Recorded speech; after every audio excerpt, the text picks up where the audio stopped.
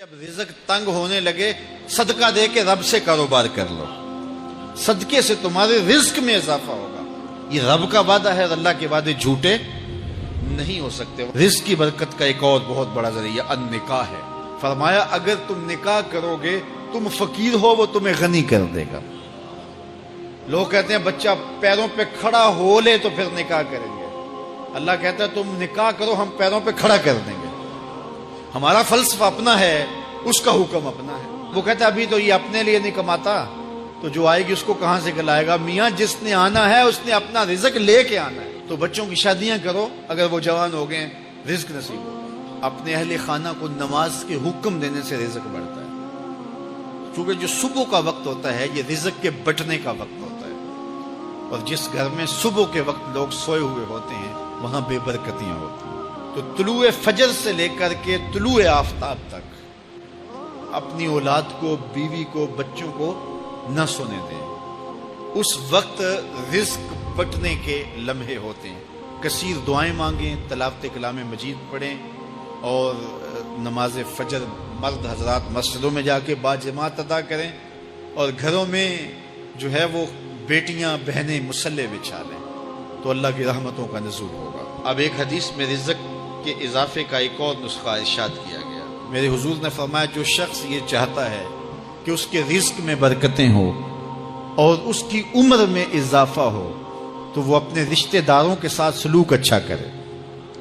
رشتہ داروں کے ساتھ اگر اچھا سلوک کرو گے تو پھر تمہارے رزق میں برکت ہو۔ غریب ہیں تو ان کی مدد کرو، ان کی بیٹیوں کی شادیاں اپنے ذمے لے لو اگر اللہ نے آپ کو وسعت دی ہے، ان کی پریشانیاں بانٹ لو، ان کا قرضہ ہے تو اتارنے کی کوشش کرو، ان کو مشکلات سے نکالنے کی کوشش کرو۔ تم ان کو مشکلات سے نکالو گے، اللہ تمہیں مشکلوں سے نکالے گا۔ تمہارے رزق میں بھی برکتیں ہوگی اور تمہارے مال میں بھی برکتیں ہوں۔ فرمایا بہتر صدقہ وہ ہے جو ناراض غریب رشتہ دار کو دیا جائے۔ اگر وہ پھنس گیا ہے، مجبور ہے، ناراض ہے، تو اس کو اگر دیں گے تمہارا نفس اس میں شامل نہیں ہوگا، تو یہ افضل صدقہ ہے جو ہر صورت میں قبول ہی قبول ہے۔ رزق کے اضافے کا ایک اور سبب الاحسان الی الضعفاء، جو کمزور لوگ ہیں ان کے ساتھ اس نے سلوک کرنا۔ الانفاق علی طلبۃ العلم، طالب علموں پہ خرچ کرنا، یہ بھی رزق میں اضافے کا سبب اور ذریعہ ہے۔ وہ حضرت بابا فرید نے کہا نا، چھٹا رکن دین کا روٹی ہے۔ گھر میں کچھ نہ ہو تو پھر نہ نماز اور نہ ہی دیگر امور کی لذت آتی ہے، تو یہ رزق فراواں اور وسیع اور مبارک نصیب کر دے اللہ۔